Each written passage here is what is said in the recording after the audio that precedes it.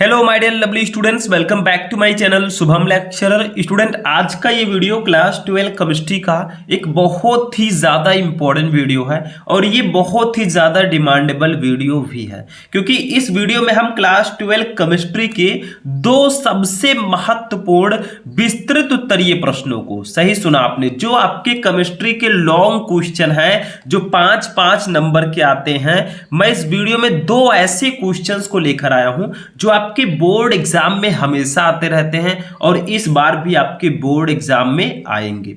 तो अगर आप 12th में हैं और आपको 2024 बोर्ड एग्जाम देना है तो भैया शुरू से लेकर लास्ट तक देखिएगा, क्योंकि आप ही लोग कमेंट कर रहे थे सर आप बहुविकल्पीय प्रश्नों का आंसर बताते हैं, अति लघु उत्तरीय प्रश्नों का आंसर बताते हैं, लघु उत्तरीय प्रश्नों को भी आप आंसर के साथ बताए हैं, लेकिन विस्तृत उत्तरीय प्रश्नों को लेकर आइए जो 5-5 नंबर में पूछे जाते हैं। तो इस वीडियो में मैं आपको दो ऐसे विस्तृत उत्तरीय प्रश्नों को बताऊंगा जो हमेशा आते रहते हैं, हमेशा पूछे जाने वाले ये प्रश्न हैं। इनको मिस कर दिया भैया तो आपका 10 नंबर कम हो जाएगा, और अगर इनको पढ़ लिया तो आपका एग्जाम में 10 नंबर पक्का हो जाएगा। अब आपके हाथ में आप क्या करना चाहते हैं, इसको मिस करना चाहते हैं या फिर इसको गेन करना चाहते हैं, ठीक है। अब आप लोग कहेंगे सर आप बोल रहे हैं कि विस्तृत उत्तरीय प्रश्नों को मैं बताऊंगा, तो देखिए इस वीडियो में मैं आपको विथ आंसर बताऊंगा। ऐसा नहीं है कि मैं सिर्फ क्वेश्चन बता दूंगा, मैं आपको पूरा आंसर भी बताऊंगा। तो बहुत ही इंटरेस्टिंग वीडियो है। तो चलिए सबसे पहले ये जानते हैं वो दोनों क्वेश्चन कौन कौन से और कितनी बार हमारे एग्जाम में आ चुके हैं। सबसे पहला क्वेश्चन है डाई एथिल ईथर बनाने की प्रयोगशाला विधि का वर्णन कीजिए, संबंधित रासायनिक अभिक्रियाओं के रासायनिक समीकरण भी दीजिए, ठीक है। ये आपका एल्कोहल, फिनॉल एवं ईथर चैप्टर का बहुत ही इंपॉर्टेंट क्वेश्चन है और कितनी बार आया है 2016, 17, 18, 20, 22, तो बहुत इंपॉर्टेंट है। डाई एथिल ईथर का फॉर्मूला होता है C2H5O C2H5, ये है डाई एथिल ईथर, ठीक है। अभी मैं बताऊंगा इसको प्रयोगशाला में कैसे बनाएंगे और इसके केमिकल रिएक्शंस यानी कि संबंधित रासायनिक अभिक्रियाओं को भी बताएंगे। दूसरा देखिए क्वेश्चन है प्रयोगशाला में फॉर्मेल्डिहाइड बनाने का वर्णन कीजिए। HCHO जो हमारा फॉर्मेल्डिहाइड है इसको बनाने का वर्णन कीजिए, बहुत इंपॉर्टेंट है, हमारे ये एल्डिहाइड कीटोनियम कार्बोक्सिलिक अम्ल चैप्टर से है। फिर आपको फॉर्मेल्डिहाइड तो बनाना ही है, इसकी सांद्र NaOH और अमोनिया के साथ होने वाली अभिक्रियाओं के रासायनिक समीकरण भी देना है। ये भी 2016, 17, 18, 20 में आ चुके हैं। देखिए दोनों क्वेश्चन जो है ये 2023 में नहीं आए हैं, तो 24 में तो आएंगे ही आएंगे, ठीक है। तो चलिए स्टार्ट करते हैं, टाइम वेस्ट करेंगे नहीं, ठीक है, क्योंकि टाइम बहुत इंपॉर्टेंट है इस समय। देखिए सबसे पहला क्वेश्चन हमारा जो है ये क्वेश्चन, डाई एथिल ईथर बनाने की प्रयोगशाला विधि का वर्णन कीजिए, संबंधित रासायनिक अभिक्रियाओं के रासायनिक समीकरण भी दीजिए, ठीक है। तो सबसे पहले हम प्रयोगशाला विधि समझेंगे कि आखिर प्रयोगशाला में हम डाई एथिल ईथर कैसे बनाते हैं। तो देखिए प्रयोगशाला में die ethyl ether ethyl alcohol के आधिक्य और सांद्र H2SO4 को 140 डिग्री सेंटीग्रेड पर गर्म करके बनाया जाता है। मतलब अगर आपको भैया डाई एथिल ईथर बनाना है तो एथिल अल्कोहल ले लीजिए, एथिल अल्कोहल का आधिक्य, उसको सांद्र सल्फ्यूरिक अम्ल को 140 डिग्री सेल्सियस पर गर्म कर दीजिए, भैया बन गया। लेकिन ये जो रिएक्शन होगा 2 स्टेप में होगा, हम तुरंत ही 140 डिग्री सेंटीग्रेड पर नहीं गर्म करेंगे। पहले हम क्या करेंगे, देखिए ध्यान दीजिए, सबसे पहले हम ले लेंगे एथिल अल्कोहल, इसका फॉर्मूला होता है C2H5OH, ठीक है, ये हमने ले लिया भैया।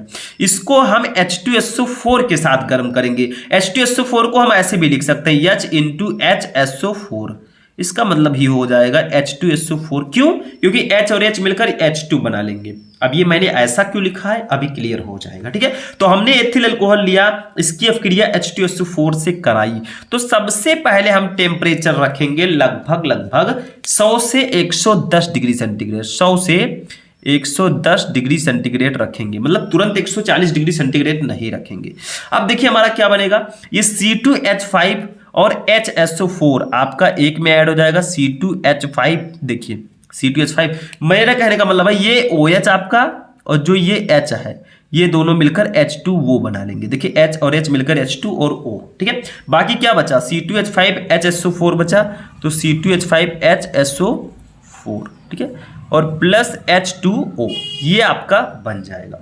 अब आप लोग कहेंगे सर ये तो आपका बना है, क्या बना, इसका क्या नाम है, C2H5HSO4 का, ये है एथिल हाइड्रोजन सल्फेट। बट ये हमारा उत्पाद नहीं है, मेन प्रोडक्ट ये हमारा नहीं है, क्योंकि हमें तो डाई एथिल ईथर बनाना है। अब क्या करेंगे ये ध्यान दीजिए। पहले स्टेप में हमने क्या किया, एथिल अल्कोहल की सांद्र सल्फ्यूरिक अम्ल के साथ 100 से 110 डिग्री सेंटीग्रेड पर अपक्रिया कराई तो एथिल हाइड्रोजन सल्फेट बना। नाम लिख देंगे इनका, ये है एथिल अल्कोहल। अभी रिएक्शन पूरा नहीं हुआ है भैया, ठीक है।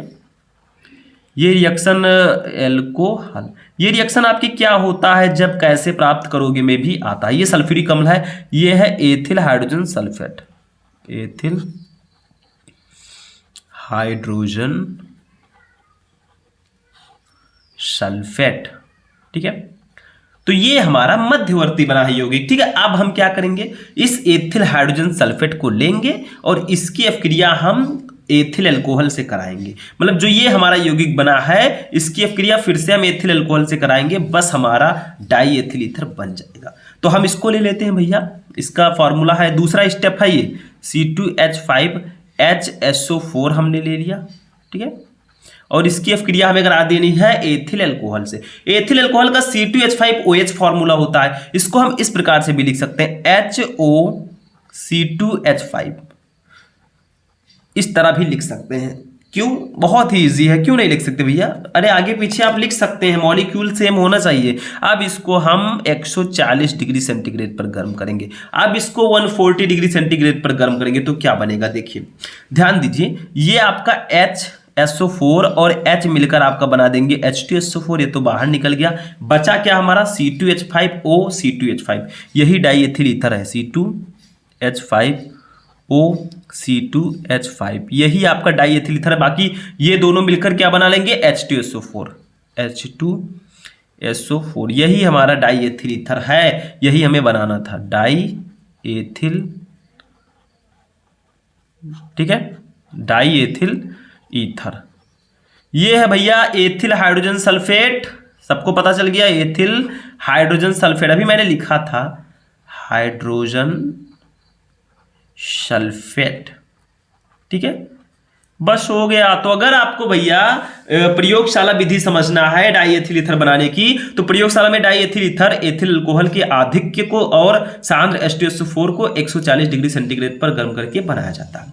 तो आपको पहले एथिल अल्कोहल लेना है, उसकी अपक्रिया सल्फ्यूरिक अम्ल से करानी है 100 से 110 डिग्री सेंटीग्रेड पर, तो आपका एथिल हाइड्रोजन सल्फेट बनेगा, मध्यवर्ती यौगिक। फिर हम इस एथिल हाइड्रोजन सल्फेट को ले लेंगे, फिर थोड़ा सा C2H5OH ले लेंगे आधिक्य में, फिर इसको 140 डिग्री सेंटीग्रेड पर गर्म करेंगे, बस हमारा डाई एथिल ईथर बन जाएगा। कुछ नहीं है भैया, सिंपल सा है, 2 स्टेप में है। ऐसे ऐसे क्वेश्चन आते हैं, क्या होता है जब एथिल अल्कोहल को सांद्र सल्फ्यूरिक अम्ल के साथ 140 डिग्री सेंटीग्रेड पर गर्म किया जाता है। अलग से भी क्वेश्चन आता है, एक ही तीर से 2-2 3-3 निशाना, ऐसा भी क्वेश्चन आता है, कैसे प्राप्त करोगे एथिल अल्कोहल से डाई एथिल ईथर। तो यही रिएक्शन कई जगह आपका काम आ जाएगा।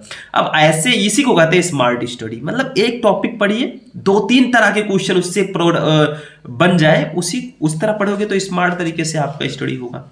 अब ये तो था भैया प्रयोगशाला में डाई एथिल ईथर कैसे बनाए। अब संबंधित रासायनिक अपक्रियाओं के रासायनिक समीकरण भी देना है, तो कुछ यौगिकों के साथ इनकी अपक्रियाएं भी कराते हैं। देखिए संबंधित अभिक्रियाएं, सबसे पहला हम क्या करेंगे, डाई एथिल ईथर को ठंडे HI के साथ अपक्रिया कराएंगे, मतलब ठंडे हाइड्रोजन आयोडाइड के साथ। तो लिखा है डाई एथिल ईथर की ठंडे सांद्र हाइड्रोडिक अम्ल, इसको हाइड्रोडिक अम्ल बोलते हैं HI को, इससे क्रिया कराने पर 1 अणु एथिल आयोडाइड और 1 अणु एथिल अल्कोहल बनता है। मतलब 1 अणु आपका एथिल आयोडाइड बनेगा और 1 अणु एथिल अल्कोहल बनेगा। अब ऐसे तो समझ में आएगा नहीं, चलिए रिएक्शन से समझते हैं। रिएक्शन देखिए C2H5O C2H5 हमने ले लिया डाई एथिल ईथर, इसकी अपक्रिया किससे करानी है, HI से कराना है, HI से करा देते हैं भैया, क्या बनेगा बताइए।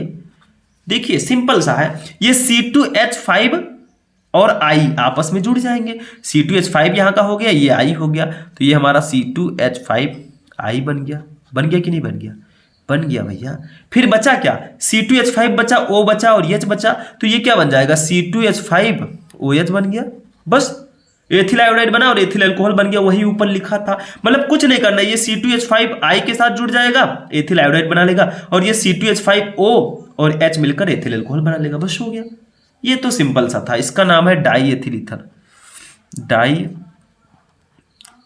एथिल ईथर, ठीक है।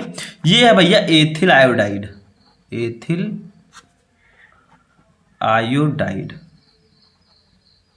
भैया विस्तृत उत्तर ये प्रश्न है, फ्री में तो नंबर मिलने वाला नहीं है, मेहनत तो करना पड़ेगा, ठीक है, क्योंकि कोशिश करने वालों की कभी हार नहीं होती।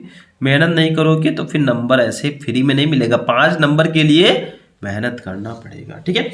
दूसरा देखिए, ये तो समझ में आ गया कि जब हम ठंडे एचआई के साथ इसकी क्रिया कराते हैं तो एथिल आयोडाइड और एथिल अल्कोहल बनता है। दूसरा देखिए, अब एसिटिल क्लोराइड के साथ अपक्रिया, अब हम क्या करेंगे, डाई एथिल ईथर की एसिटिल क्लोराइड के साथ अपक्रिया कराएंगे। तो die ethyl ether acetyl chloride से निर्जल ZnCl2 या निर्जल AlCl3 की उपस्थिति में क्रिया करके एल्किल क्लोराइड तथा एस्टर बनाते हैं। मतलब जब आप डाई एथिल ईथर की एसिटिल क्लोराइड से अपक्रिया कराएंगे, एसिटिल क्लोराइड क्या होता है अभी मैं बताऊंगा, तो क्या होगा, किसकी उपस्थिति में, जिंक क्लोराइड या AlCl3 की उपस्थिति में कराएंगे तो भैया एल्किल क्लोराइड बनेगा और एस्टर बनेगा। देखिए कैसे बनेगा वो भी जानते हैं। पहले हम डाई एथिल ईथर लेंगे, C2H5O C2H5, इसकी अपक्रिया कराएंगे एसिटिल क्लोराइड से। एसिटिल क्लोराइड का फॉर्मूला होता है CH3COCl, ये होता है भैया एसिटिल क्लोराइड। इसकी अपक्रिया करा देंगे, किसकी उपस्थिति में कराएंगे, निर्जल ZnCl2, निर्जल ZnCl2, ठीक है। अब बनेगा क्या, ध्यान से समझिएगा, कुछ है नहीं इसमें भैया। देखिए ये आपका C2H5 और Cl मिलकर ये बना लेंगे C2H5Cl। क्या किया मैंने, C2H5 आपका है, ये Cl ले लिया, C2H5Cl बन गया, हो गया भैया। अब बचा क्या हमारा, देखिए ये CH3 बचा तो CH3 लिख देंगे ऐसे, ठीक है। ये CO और O बचा, देखिए COO, कहाँ, ये C बचा, O बचा और ये O ले लिया हमने। अब क्या बचा, C2H5 बचा, तो यहाँ पे C2H5 कर देंगे, बस हो गया रिएक्शन, ये बैलेंस हो गया। आप दोनों तरफ गिन लीजिए, देखिए ये C2H5 और Cl मिलकर एथिल क्लोराइड इसने बना लिया, मतलब एल्किल हाइलाइड, एल्किल क्लोराइड का मतलब एथिल क्लोराइड, एल्किल के जगह पर मेथिल, एथिल, प्रोपिल, ब्यूटिल कुछ भी रख सकते हैं, ठीक है। तो यहाँ पे एथिल है। फिर हमारा बचा क्या था, CH3COO, C2H5 बचा था, वो मैंने लिख दिया। तो ये है भैया die ethyl ether, die ethyl ether, ठीक है। ये है एसिटिल क्लोराइड, एसिटिल क्लोराइड, ठीक है। ये है एथिल क्लोराइड, एथिल क्लोराइड। और ये भैया क्या है, ये एस्टर है, मतलब एस्टर नाम नहीं है इसका, एथिल एसीटेट है, इसी को एस्टर बोलेंगे, एथिल एसीटेट, ठीक है। ये आपका एथिल एसीटेट है। तो जब हम डाई एथिल ईथर की एसिटिल क्लोराइड के साथ निर्जल ZnCl2 या AlCl3 की उपस्थिति में अपक्रिया कराते हैं तो एथिल क्लोराइड और एथिल एसीटेट बनता है। इसको एस्टर भी ब्रैकेट में लिख सकते हैं, बस हो गया। तीसरा रिएक्शन, एक और रिएक्शन इसमें देखेंगे, जब हम डाई एथिल ईथर की जल के साथ अपक्रिया कराएंगे तो क्या बनेगा, देखो ईथर साधारण परिस्थितियों में अम्लों या क्षारों द्वारा जल अपघटित नहीं होते हैं। तनु सल्फ्यूरिक अम्ल के साथ उच्च दाब और उच्च ताप पर गर्म करने पर डाई एथिल ईथर बहुत कठिनाई से एथिल अल्कोहल में जल अपघटित हो जाता है। मतलब हम क्या करेंगे, देखिए डाई एथिल ईथर ले लेंगे, मतलब इसकी रासायनिक अपक्रिया को बनाना है तो सब में डाई एथिल ईथर रहेगा, C2H5O C2H5। इसकी अपक्रिया हम किससे कराएंगे, जल से, मतलब इसका जल अपघटन कराएंगे, ये अगर बोला जाए सही सही तो, ठीक है। अब देखिए गिब्स आउट बीच में तो लगाना ही होगा, लगा दिया मैंने। अब ऊपर ले लेंगे तनु H2SO4, इसी की उपस्थिति में होगा तनु H2SO4, और उच्च दाब व उच्च ताप, नीचे आप लिख सकते हैं उच्च दाब और उच्च ताप पर होगा। तो बनेगा क्या, ध्यान से समझिएगा। देखिए C2H5 हमारा कितना है, 2 है, तो इसको मैंने लिख दिया C2H5 लिख दिया, ठीक है। इसके आगे कितना, अब देखिए C2H5 हो गया, इसके आगे 2 मैंने लगा दिया क्योंकि 2 C2H5 है। अब OH कितना है, देखिए O हमारा 2 है, H भी 2 है, तो OH मैंने लिख दिया। देखिए कितना कार्बन इधर है, 2 2 4, इधर भी कितना है 2 2 का गुणा 2 से होगा 4, इधर हाइड्रोजन है 5 5 10 2 12, इधर 5 का 2 से गुणा होगा 10 और 2 12 है, ठीक है। एकदम रिएक्शन बराबर है, इधर ऑक्सीजन कितना है 2, इधर भी 2 है, ठीक है। तो रिएक्शन बिल्कुल बैलेंस है। तो जब हम डाई एथिल ईथर का जल अपघटन कराएंगे तो एथिल अल्कोहल बनेगा। ये क्या है भैया, एथिल एल्कोहल, ये है die ethyl ether, die ethyl ether. ठीक है, तो जब इसकी जल से अभिक्रिया कराएंगे ये एथिल अल्कोहल में परिवर्तित हो जाएगा। तो ये था आपका डाई एथिल ईथर बनाने की प्रयोगशाला विधि और उससे संबंधित अभिक्रियाएं। देखिए भैया 13 से 14 मिनट 15 मिनट लग गया, लेकिन आपका एक 5 नंबर का टॉपिक बिल्कुल क्लियर हो चुका है। ठीक है, एक और जो मैंने सेकंड क्वेश्चन बताया था वो भी बहुत इंपॉर्टेंट है, चलिए उसको भी देखते हैं। फर्स्ट क्वेश्चन आपका बिल्कुल हो चुका है। ठीक है, अब सेकंड क्वेश्चन को समझने की जरूरत है, क्योंकि सेकंड क्वेश्चन भी बहुत ज्यादा इंपॉर्टेंट है। भले ही ये हमारे नेक्स्ट चैप्टर से हो, लेकिन ये क्वेश्चन भी हमारी दृष्टि से बहुत इंपॉर्टेंट है। देखिएगा, प्रयोगशाला में फॉर्मेल्डिहाइड बनाने की विधि का वर्णन कीजिए। इसकी सांद्र सोडियम हाइड्रोक्साइड घोल तथा अमोनिया के साथ होने वाली क्रियाओं को समीकरण सहित समझाइए। पहले आपको बताना है कि प्रयोगशाला में फॉर्मेल्डिहाइड कैसे बनाएंगे, फिर फॉर्मेल्डिहाइड की सांद्र NaOH घोल और अमोनिया के साथ होने वाली अभिक्रियाओं को लिखना है। तो देखिए पहले ये समझते हैं कैसे इसको बनाएंगे, फिर रिएक्शन को समझेंगे। ठीक है, देखिए प्रयोगशाला में फॉर्मेल्डिहाइड बनाना, मेथिल अल्कोहल के उत्प्रेरित ऑक्सीकरण द्वारा प्रयोगशाला में फॉर्मेल्डिहाइड बनाया जाता है। मतलब आप मेथिल अल्कोहल ले लीजिए, उसका ऑक्सीकरण करवा दीजिए, प्लैटिनम उत्प्रेरक की उपस्थिति में फॉर्मेल्डिहाइड बन जाएगा। बट ऐसे बोलने से तो बनेगा नहीं भाई, रिएक्शन लिखना पड़ेगा। देखिए मेथिल अल्कोहल मैंने ले लिया, इसका फॉर्मूला होता है CH3OH। इसकी अभिक्रिया करा दिया मैंने ऑक्सीजन से, मतलब ऑक्सीजन आपको ऑक्सीकरण कराना है भैया। ठीक है, तो ओ रहेगा। हमने रिएक्शन हम करा रहे हैं, रिएक्शन ध्यान से समझिएगा। ठीक है, ऊपर उत्प्रेरक ले लेंगे PT और इसका 250 से 300 डिग्री सेल्सियस हम टेम्परेचर रखेंगे और कॉपर चूर्ण को भी ले लेंगे, कॉपर चूर्ण। ठीक है, मतलब क्या कहा गया है कि मेथिल अल्कोहल के उत्प्रेरित ऑक्सीकरण द्वारा, मतलब ऑक्सीकरण तो होगा ही लेकिन उत्प्रेरक की उपस्थिति में होगा, इसी के द्वारा प्रयोगशाला में फॉर्मेल्डिहाइड बनता है। अब आप लोग कहेंगे सर यहाँ पे बनेगा क्या? देखिए फॉर्मेल्डिहाइड का फॉर्मूला होता है HCHO। अब H ले लिया, C ले लिया, H ले लिया, O ले लिया। ठीक है, और इसके साथ हमारा जल भी बनेगा, जल। अब आप लोग कहेंगे सर रिएक्शन बैलेंस है कि नहीं? इधर हाइड्रोजन कितना है? 3 और 1 4, इधर कितना है? 1 2 और 2 4। भैया ये तो आपका बैलेंस है, बट ऑक्सीजन इधर कितना है? 1 2, इधर भी है 1 2। ठीक है, कार्बन कितना है? इधर 1, इधर भी है 1। ठीक है, मतलब लगभग ये रिएक्शन हमारा बैलेंस है। ठीक है, लेकिन यहाँ पे एक चीज आपको ध्यान देना है, कैसे इसको बैलेंस करेंगे। मतलब हमने मेथिल अल्कोहल ले लिया, आप एक बार फिर से देख लीजिएगा थोड़ा सा। ठीक है, कि क्या कौन सा मॉलिक्यूल कितना हमारा है। ठीक है, देखिए इधर हाइड्रोजन कितना है? 3 1 4 है, इधर भी 1 2 3 4 है। इधर कार्बन कितना है? 1 है। ठीक है, इधर भी कार्बन कितना है? 1 ही है। इधर हाइड्रोजन कितना है? 1 और 3 1 4 है। इधर कितना है? 1 2 3 4 है। ठीक है, लगभग रिएक्शन आपका बैलेंस है। और इसको चाहे तो इसके आगे आप 2 लगा सकते हैं भैया, इसके आगे भी 2 लगा सकते हैं। ऑक्सीकरण कराएंगे तो सबके आगे 2 2 लग जाएगा। आप चाहे तो ऐसी भी रिएक्शन लिख सकते हैं, दोनों सेम ही है। अब भी आपके उतने ही होंगे। देखिए कार्बन कितना है भैया? 2 है। इधर कितना है? 2 कार्बन। हाइड्रोजन कितना है? 3 का 2 से गुणा होगा 6 और 2 8। इधर कितना है? 2 2 4 और 4 8। ठीक है, ऑक्सीजन कितना है? 2 और 2 4, इधर भी 4 है। मतलब आप वैसे भी लिख सकते थे, ऐसे भी, लेकिन ये 2 के पदों में रहेगा, ज़्यादा बेटर रहेगा। ठीक है, तो इस तरह से हम मेथिल अल्कोहल के उत्प्रेरित ऑक्सीकरण द्वारा फॉर्मेल्डिहाइड बनाते हैं। ये फॉर्मेल्डिहाइड है, HCHO फॉर्मेल्डिहाइड। ठीक है, ये भैया मेथिल अल्कोहल है, मेथिल अल्कोहल। ठीक है, तो मेथिल अल्कोहल के ऑक्सीकरण द्वारा हमने फॉर्मेल्डिहाइड बना दिया, बस हो गया, सिंपल सा था। लेकिन अभी तो हमें भैया कुछ रिएक्शन को लिखना है, मतलब इसकी NaOH घोल और अमोनिया के साथ होने वाले रिएक्शन को भी लिख देना है। एक रिएक्शन मैं आपको आगे भी बताऊंगा, मतलब थोड़ा एक्स्ट्रा। ठीक है, एक रिएक्शन और आता है, देखिए। तो देखिए सबसे पहले सांद्र NaOH घोल से अभिक्रिया कराएंगे, क्या बनेगा? आप लोग थोड़ा दिमाग लगाइए। देखिए फॉर्मेल्डिहाइड की सोडियम हाइड्रोक्साइड NaOH के साथ सांद्र विलयन से क्रिया कराने पर मेथिल अल्कोहल और सोडियम फॉर्मेट बनता है। देखिए ध्यान दीजिए, हमने ले लिया पहले HCHO फॉर्मेल्डिहाइड, इसकी अभिक्रिया करा दी हमने सोडियम हाइड्रोक्साइड से। ये देखिए करा रहे हैं हम रिएक्शन, क्या बनेगा? आपको कहा गया 2 चीजें बनती हैं, एक मेथिल अल्कोहल बनता है CH3OH और एक आपका बनता है सोडियम फॉर्मेट HCOONA। लेकिन अब रिएक्शन बैलेंस सेकेंड इसको देखते हैं। हाइड्रोजन कितना है 2 और एक 3, इधर कितना है 3 और एक 4, एक 5 हाइड्रोजन है भैया। तो हम क्या करेंगे, इसके आगे 2 लगा देंगे। अब देखिए 2 हाइड्रोजन इसके, 2 इसके 4 और एक 5 हाइड्रोजन, इधर भी 5। कार्बन कितना है 2, इधर कितना है 1 और 2, और हाइड्रोजन कितना है, हो गया हाइड्रोजन शायद हो गया, ठीक है। सोडियम 1 है, इधर भी 1 है। ऑक्सीजन कितना है 2 और एक 3, इधर भी 1 2 3 है। रिएक्शन बैलेंस है। तो जब फॉर्मेल्डिहाइड की अभिक्रिया हम सोडियम हाइड्रोक्साइड के साथ कराते हैं तो मेथिल अल्कोहल बनता है, इसका नाम है मेथिल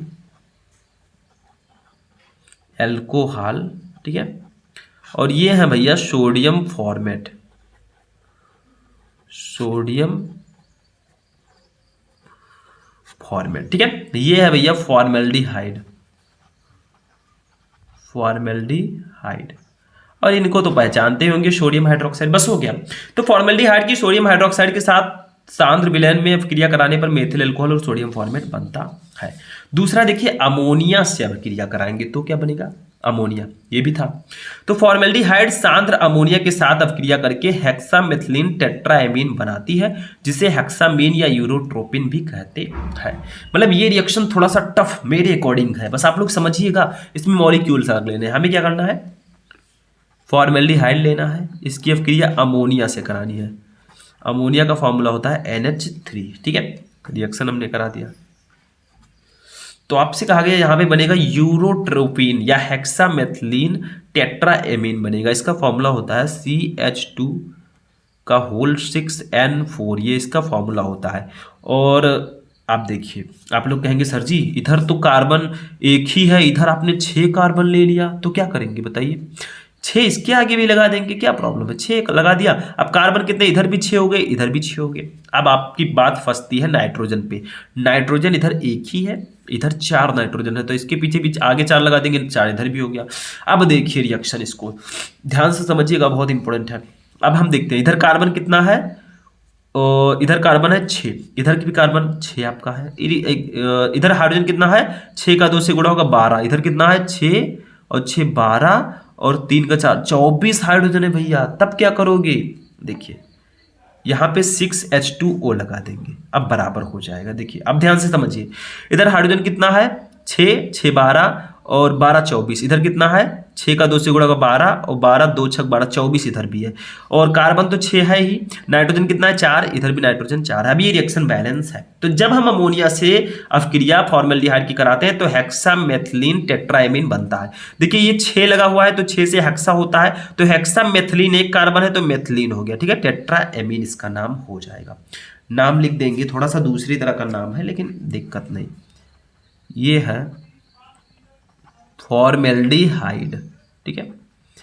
ये है भैया अमोनिया, अमोनिया इनका नाम है यूरोट्रोपिन भी लिख सकते हैं, या मैंने बताया था हेक्सामेथिलीन, हेक्सामेथिलीन टेट्राएमीन, ठीक है। या आप लोग ब्रैकेट में यूरोट्रोपिन भी लिख सकते हैं। तो जब फॉर्मेल्डिहाइड की अभिक्रिया अमोनिया से होती है तो हेक्सामेथिलीन टेट्राएमीन बनता है। समझना पड़ेगा, क्योंकि नहीं समझोगे अब तो कब समझोगे, टाइम भी बहुत ज़्यादा नहीं है। एक रिएक्शन और मैं बताता हूँ, 2 ही पूछा गया था लेकिन एक और बता देता हूँ, ये भी आता है। फॉर्मेल्डिहाइड की HCN से अभिक्रिया, HCN क्या है, हाइड्रोजन साइनाइड। तो फॉर्मेल्डिहाइड HCN के साथ अभिक्रिया करके फॉर्मेल्डिहाइड साइनोहाइड्रिन बनाता है। मतलब हम ले लेंगे फॉर्मेल्डिहाइड, ऐसे ले लेंगे HCHO, इसकी अभिक्रिया HCN से कराएंगे। ये सिंपल सा रिएक्शन है, ठीक है। हमने कर दिया, दोनों का रिएक्शन करवा दिया, तो हमारा बनेगा क्या, देखिए HCH बन जाएगा। देखिए HCH और ये OH मिलकर हमारा ब्रैकेट में OH बन जाएगा, और बाकी CN बचा है, ये सब जुड़ जाएंगे। बस वही है, सिर्फ मैंने OH को ब्रैकेट में रख दिया है। इसी को हम बोलते हैं भैया फॉर्मेल्डिहाइड साइनोहाइड्रिन, फॉर्मेल्डिहाइड साइनोहाइड्रिन,